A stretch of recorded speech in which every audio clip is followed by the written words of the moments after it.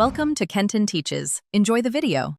You need a minimal stack to start: Node, JS LTS, and a capable editor. Once installed, initialize the project with npm init, then create index. JS and package. JSON.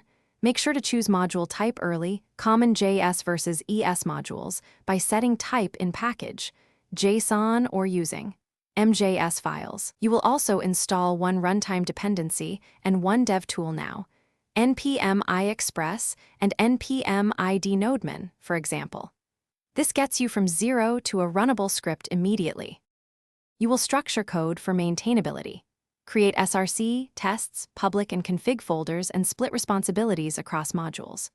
Once done, add tooling, Babel or TypeScript for transpilation, and a bundler like Vite for fast dev builds.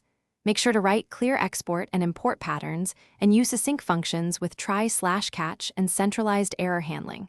Also integrate linting and formatting early so you avoid style debt. This phase turns files into a coherent, debuggable application.